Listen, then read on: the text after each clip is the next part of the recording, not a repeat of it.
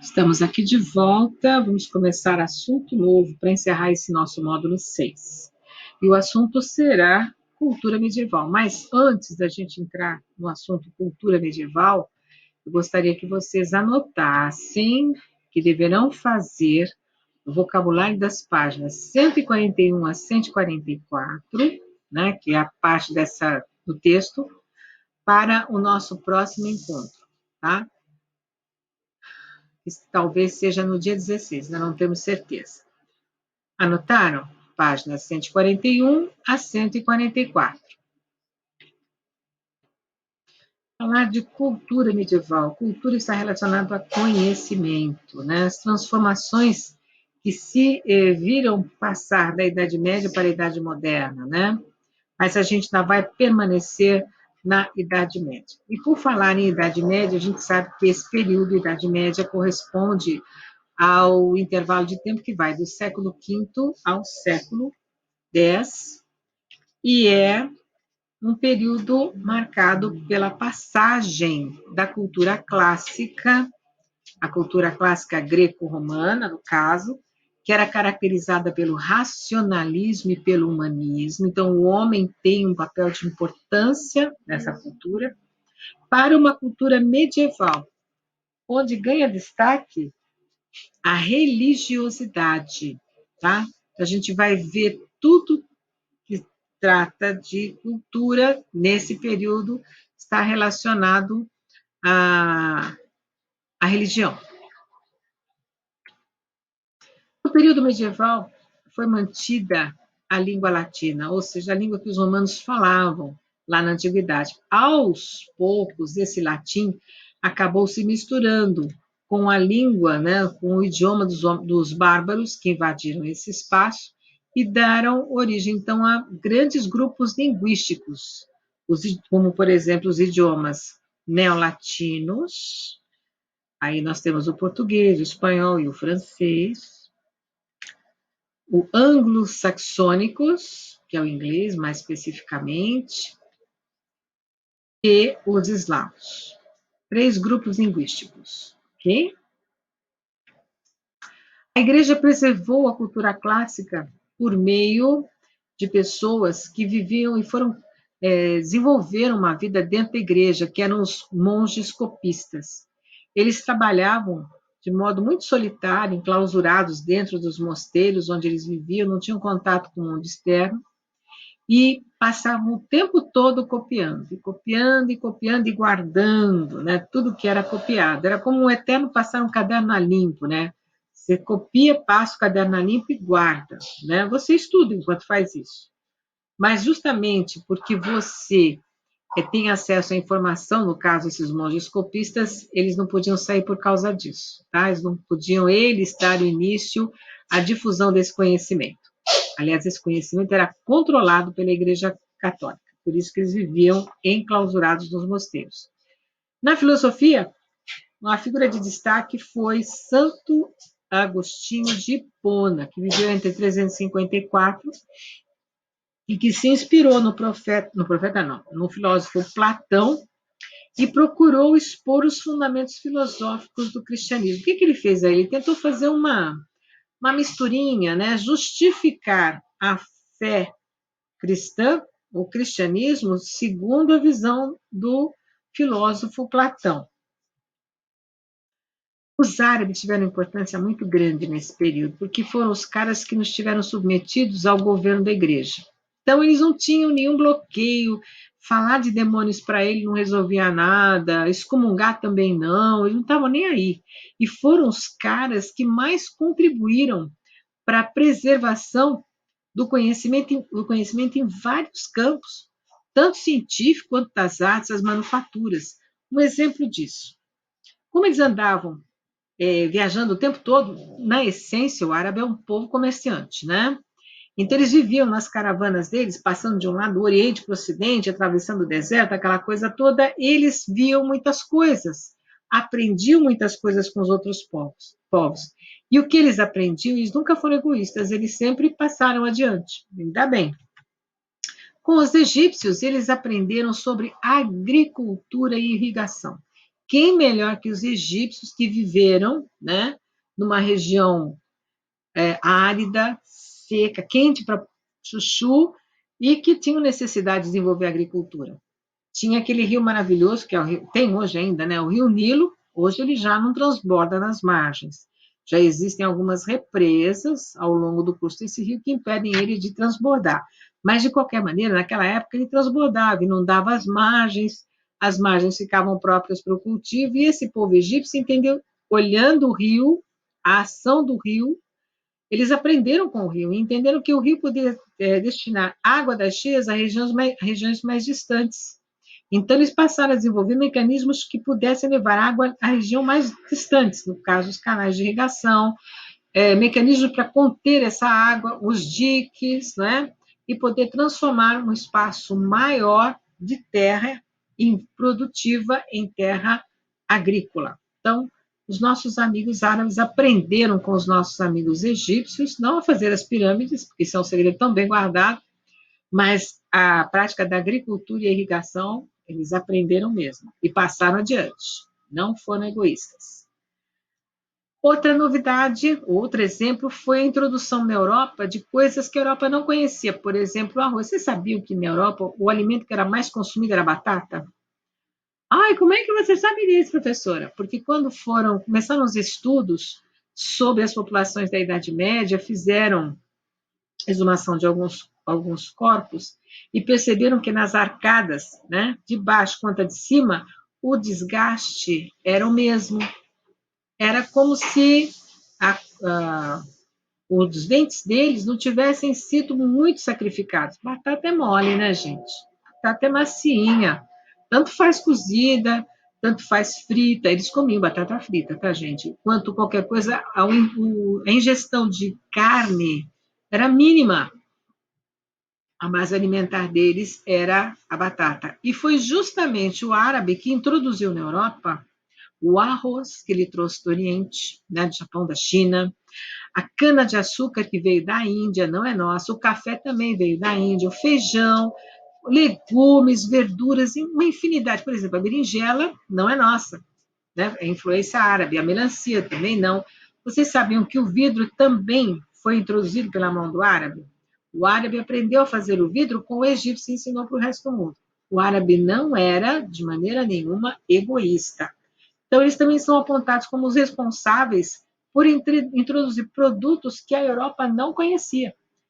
E nós aqui nos consideramos os maiores produtores de cana-de-açúcar, café, feijão. Somos grandes produtores realmente, mas essas plantas não nasceram aqui, não. Foram introduzidas, no nosso caso aqui, pelo Martim Afonso de Souza e depois pelos outros que vieram colonizar esse país, tá? Mas os árabes puseram em contato os povos da Europa com essa produção e de tantas outras coisas. Também desenvolveram e aperfeiçoaram antigas indústrias do Oriente. O vidro que eu falei para vocês, a porcelana da Pérsia também faz parte desse pacote de novidades.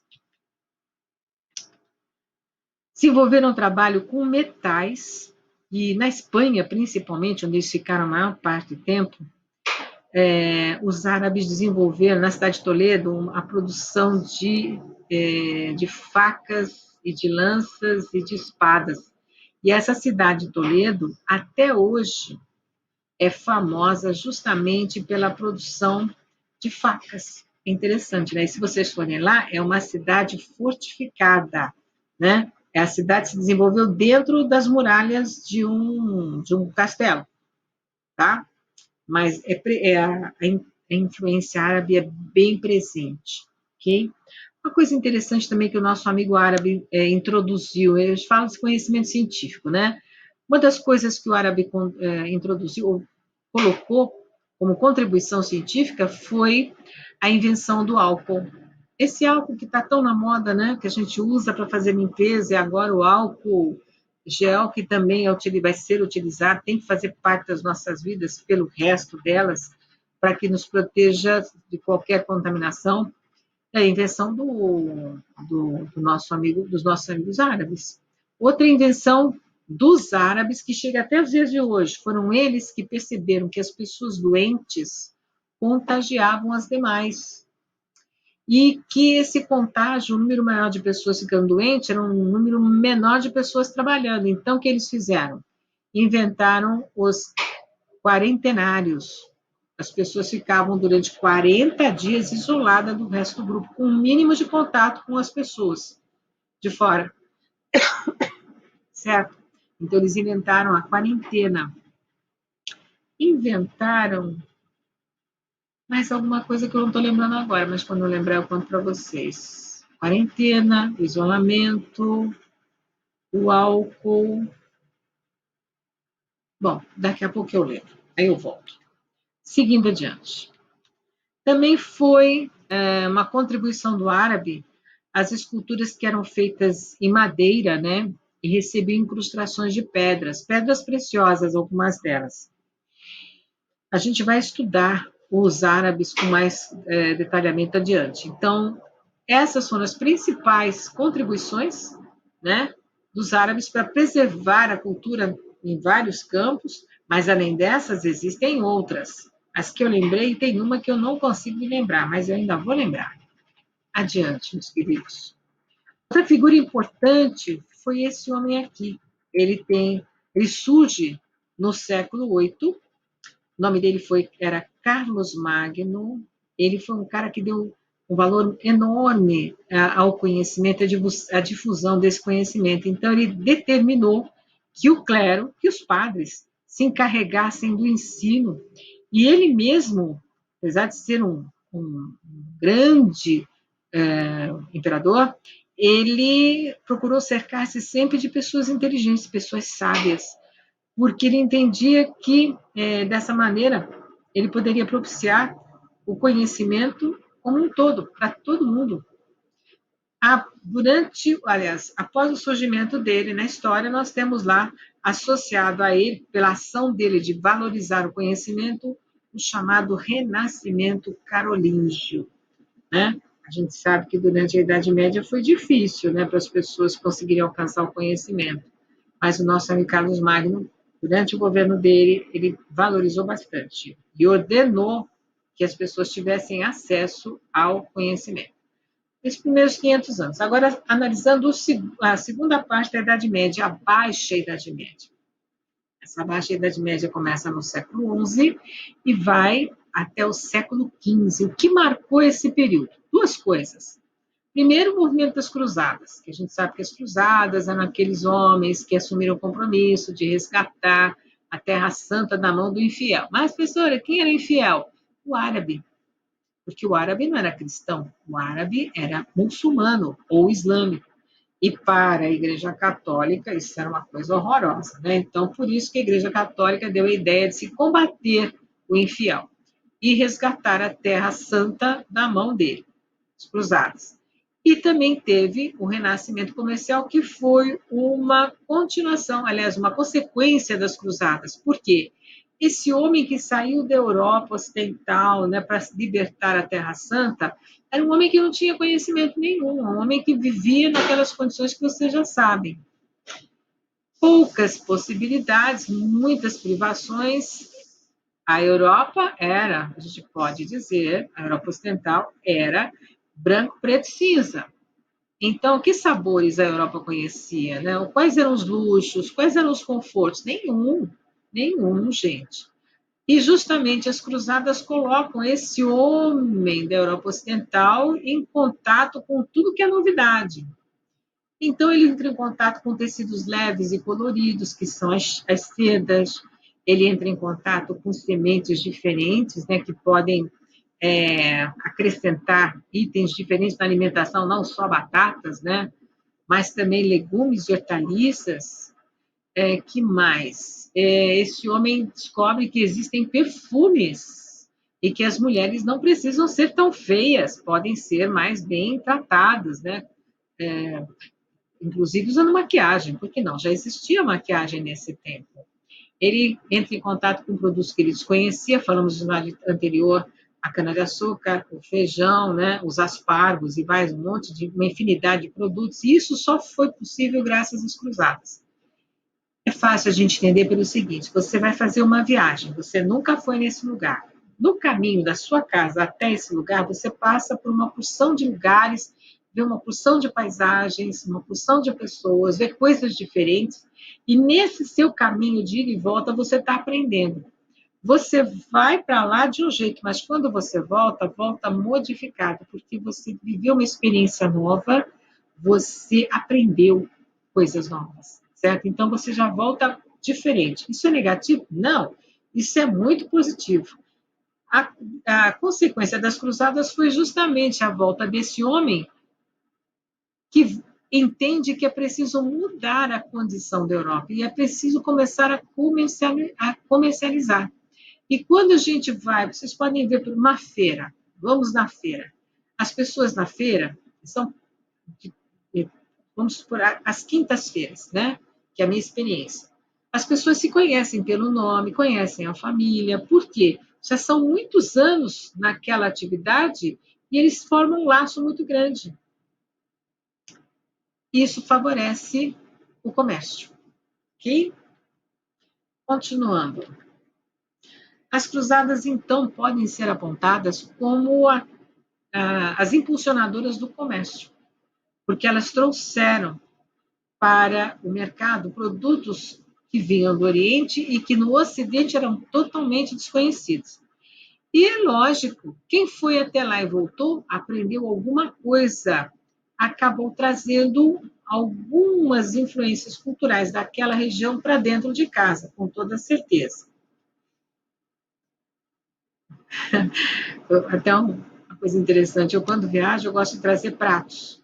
Pratos, esses pratos decorados, bonitos, para colocar na parede. Tem uma coleção enorme. É cultura, né? Estou valorizando a arte do lugar.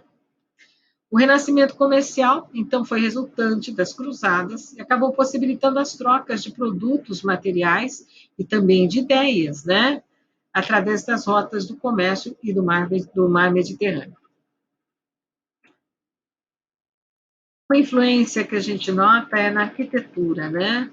A arquitetura desse período desenvolveu dois estilos diferentes e a preocupação era construir casas, né, para Deus, né, igrejas.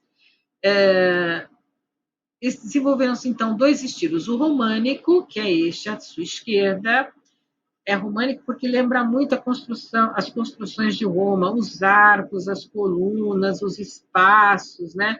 O pé direito, então a altura do chão até o teto muito alta, né? É característica da construção romana, das construções romanas. E o estilo gótico já é até um pouco mais exagerado em detalhes, né?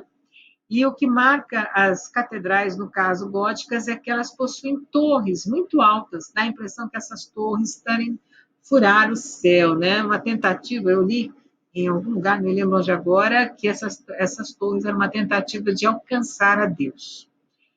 Chamando a atenção para essa construção aqui, essa catedral, não me lembro o nome também, na época eu peguei a imagem e não peguei o nome. Não memorizei o nome. Mas ela lembra muito uma igreja que nós temos aqui em Santos, é bem parecida. Quando vocês forem aqui pelo lado do Imbaré, no canal 4, a igreja Santo Antônio do Imbaré lembra muito esse tipo de construção. Bom? Muito mesmo. Depois vocês vão lá e vão conferir. Bom, na filosofia, o destaque foi para São Tomás de Aquino. Ele teria vivido entre 1225 e 1274. E ele criou um método, né? Ele foi fundador da escolástica. No que ele se baseou para criar esse método? Ele se baseou em Aristóteles, um antigo pensador, um filósofo grego, né? E procurou associar, né, a fé cristã a razão defendida pelo nosso amigo Aristóteles. As coisas não acontecem assim de qualquer jeito, tem uma razão de ser para acontecer. Tá? Aqui uma das imagens do nosso amigo São Tomás de Aquino. Roger Bacon, ele não era padre, não. É uma exceção à regra.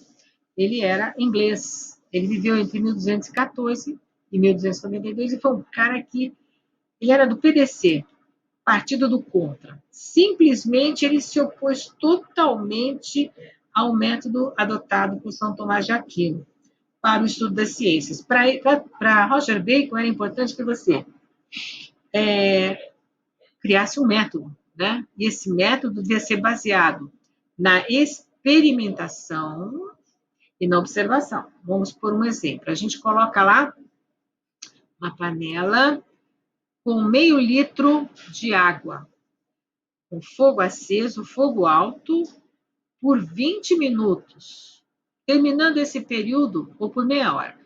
Terminando essa meia hora, a gente tira fogo, por exemplo, tiraria a panela do fogo e mediria num copo quanto de água tinha. Depois põe de novo a panela no fogo, mais 20, 30 minutos, tira de novo e mede. Você percebe que a quantidade não é a mesma da anterior. Isso quer dizer que a água atingiu um determinado ponto de ebulição, ela saiu do estado líquido para o estado de vapor, o estado gasoso. Experimentação e observação. Nosso amigo Roger Bacon queria uma afirmação que tivesse baseada em algo que pudesse ser comprovado, o que é certo, né? Na ciência, a gente tem que experimentar muito para chegar a formular um princípio. Quando vocês forem cientistas, vocês vão se lembrar de mim, daqui a uns 40 anos. Na literatura, o destaque foi para a figura de Dante Alighieri. Esse era um poeta, né? Nasceu na cidade de Florença, e ele foi o autor da Divina Comédia. Simplificando bem, o nosso amigo Dante Alighieri também, nessa obra, ele conta uma viagem dele, a começar pelo inferno, chegando ao purgatório, guiado pelo poeta Virgílio. Eles foram conversando o tempo todo. Quando ele chega no purgatório, nosso amigo Dante Alighieri encontra a sua amada, e ela então o leva até o paraíso. Basicamente é isso, tá? Mas não foi só na literatura, nós também temos lá a pintura, o maior nome, o maior expoente foi Giotto de Bondone. Ele viveu entre 1266 e 1337 e ele foi eternizado, ele chega até os nossos dias por meio das pinturas que ele fez nos afrescos, nas paredes, né? Nas basílicas de Santo Antônio, tanto na cidade de Pádua quanto na cidade de São Francisco em Assis. Tá? Ele é na parede, você nota que até tem aqui nessa arte, aqui tem uma marca, né? Provavelmente uma fissura na parede. Mas é coisa de movimentação de solo, é uma rachadura, vamos dizer assim, ou algo semelhante. Outra obra dele, sempre envolvendo aqui a parte da religião, é a Virgem com o Menino Jesus e todo mundo em volta. Um outro quadro também dele foi o Nascimento de Cristo. Nós temos a Estrela Cadente, nós temos uma manjedoura, nós temos a Virgem e São José. São José era um homem bem idoso, né? Temos os anjos e temos aqui os reis magos que foram levar presentes para o menino Jesus. Essas pinturas já estão até meio desbotadas, né? Pega umidade, tá vendo? Ó, isso aqui custa caríssimo para restaurar, mas vai ter que ser. Outra obra dele foi o casamento da Virgem Maria com São José. Muito semelhante a um casamento que a gente vê hoje, né? Normalmente. O ensino da Idade Média, como é que a coisa funcionava? A principal figura, a gente já viu que era Carlos Magno, né? Ele ordenou que cada mosteiro e igreja tivesse uma escola que fosse dirigida pelos padres. E essas escolas deveriam ser abertas a todos, indistintamente, rico e pobre. O ensino não foi totalmente abandonado pelo clero aí nos séculos X e XI, tá? Os principais centros de ensino, alguns que existem até hoje. Vamos lá. Na Itália, nós temos a Escola de Medicina de Palermo e a Escola de Direito na cidade de Bolonha, famosíssimas ainda hoje. Na Espanha, nós temos a cidade de Toledo como sendo um centro que reuniu árabes e judeus, todos muito inteligentes, e que discutiram e desenvolveram muitas pesquisas na área da saúde, na medicina, nas ciências de modo geral, e na filosofia. Os árabes adoram filosofia, gente. A França, em Paris, Paris acabou se tornando um importante centro de estudos em teologia. Lá se reuniam estudantes e professores, concentrando-se na região, na margem esquerda do rio Sena. E a região recebeu até um nome bem interessante, Quartier Latin, ou seja, bairro, Quartier é bairro e Latin é latino, bairro latino.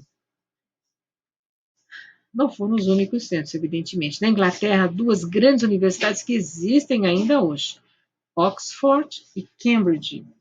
Antiquíssimas, renomadíssimas, quem conseguir estudar nessas universidades tem emprego garantido pelo resto da vida. Século XII. As escolas dos mosteiros acabam entrando em decadência. E quais as razões dessas decadências? Muitas dessas escolas ficavam em regiões agrícolas, né? Portanto, afastadas dos grandes centros urbanos. E a partir desse momento, século XII, as cidades acabaram ganhando uma importância maior, elas atraíam mais pessoas. Então, essas escolas no campo, na zona rural, ficaram vazias, certo? São Bernardo de Claraval é uma figura importante nesse período. Ele vai de 1090 até 1153. Ele era um cara que não gostava dos inteligentes, não. Tá? Ele desconfiava muito da pesquisa intelectual.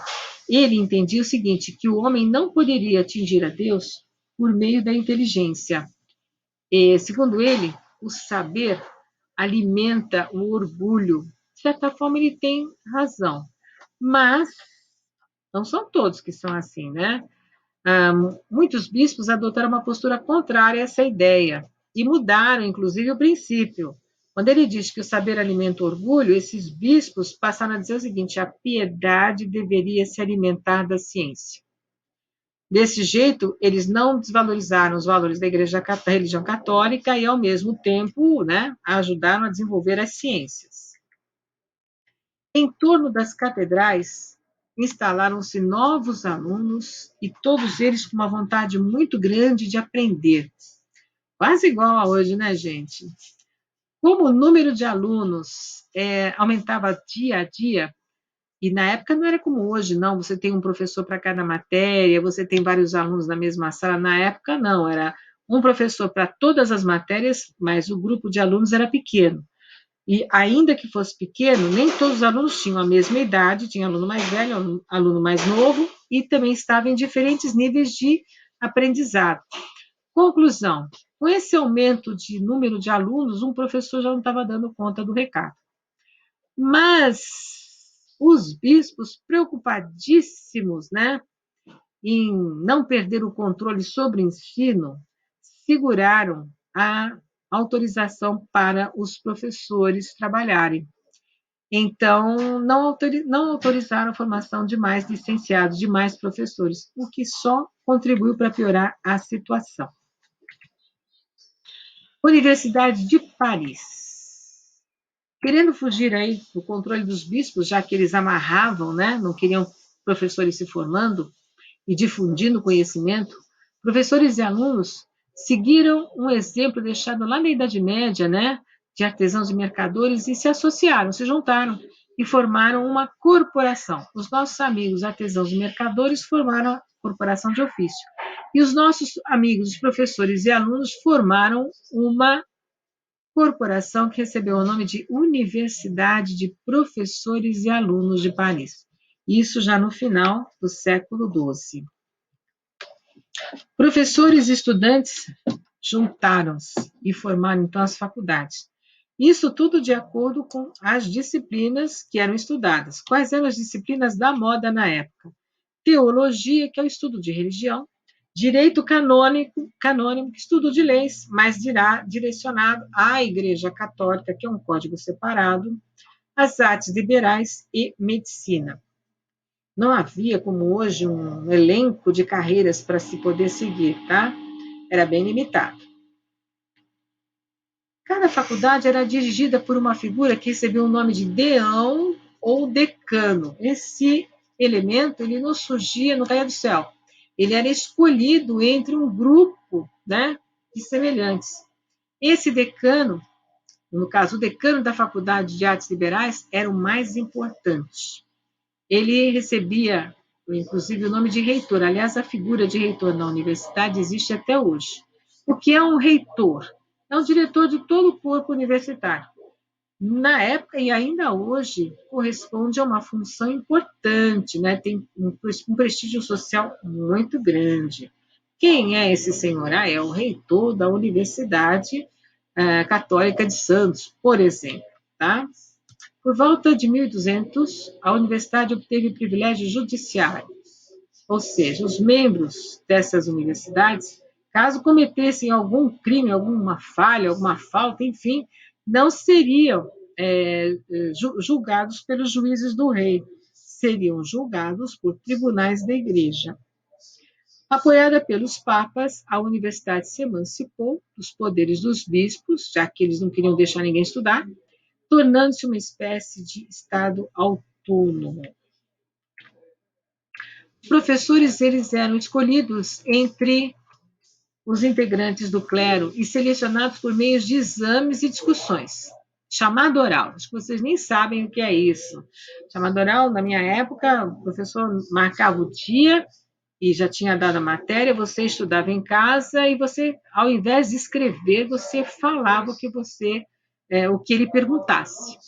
Então, quando aprovados, esses professores então eram chamados de agregados à faculdade. Não eram chamados de professores, eram agregados à faculdade. No meio estudantil havia aqueles estudantes que eram de famílias ricas, mas a grande maioria não tinha condições sequer de garantir o pão nosso de cada dia. E nessa condição de pobreza, eles eram obrigados a trabalhar. Ou trabalhavam copiando os escritos, né? Ou então como empregados domésticos. Com o passar do tempo, fundaram-se estabelecimentos com alojamentos, formaram-se os colégios.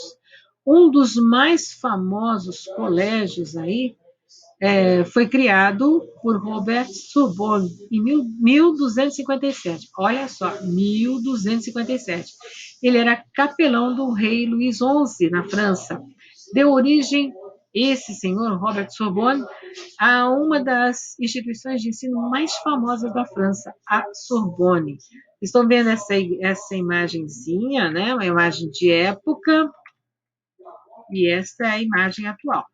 Ela resiste desde 1200 e bolinha até hoje, 2020, certo?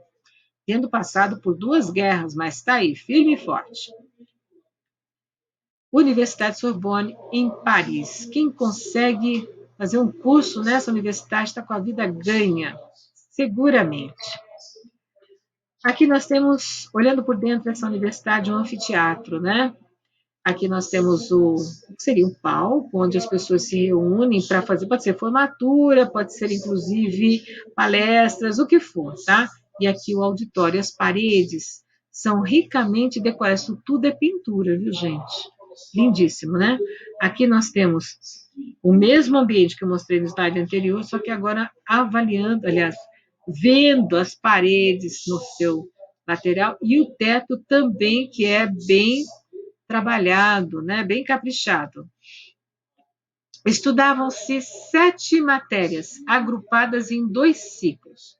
A mesma coisa dizer assim, ensino fundamental 1 e 2 e ensino médio. Né? O que o ensino fundamental 1 e 2 estudava? Eles estudavam a gramática, a dialética, que é o desenvolvimento do raciocínio lógico, a retórica, que era a maneira pela qual as pessoas se expressavam quando conversavam, né? O quadrívio já seria aí o ensino médio. Música, aritmética, geometria e astronomia. Passados os exames e os alunos aprovados ganhavam um grau, né? Ou um título, bacharelado em artes. E a partir desse momento, eles poderiam orientar os seus estudos na direção que eles desejassem, fosse artes liberais, fosse o direito, fosse medicina ou até mesmo teologia, né? Quanto ao método de ensino, era utilizada a leitura e comentários, ler e comentar, com a seguinte condição: textos ou livros de autores considerados autoridades numa matéria específica poderiam ser discutidos, fazia parte da discussão, inclusive, como um exercício intelectual, mas jamais poderiam ser questionados ou contestados, porque aquilo era obra de uma autoridade. Estava escrito, sacramentado, ninguém podia dizer o contrário. Tá? Os principais fontes de estudos nesse período, não era muito grande a biblioteca, não, era bem pequena. A Bíblia, né, que era considerado como o livro número 1, as obras de Santo Agostinho e de Aristóteles. Fora isso, não tinha mais nada para estudar. Parece vocês hoje, né? Tem tanta matéria, vocês nem imaginam o que vem pela frente ainda. Mas, como a gente costuma dizer, um problema de cada vez, né? E nós vamos, então, encerrando por aqui, deixando com vocês a obrigação de resolverem os exercícios das aulas 49 e 50, sendo que eles deverão ser entregues até na segunda-feira, às 9 horas da manhã. Eu vou ver a página, se vocês enviaram as lições, tá bom? E na próxima aula, a gente corrige, tá bom? Gente, um bom feriado para vocês, um ótimo final de semana. Semana que vem a gente se encontra. Um beijo grande. Fiquem com Deus, tá?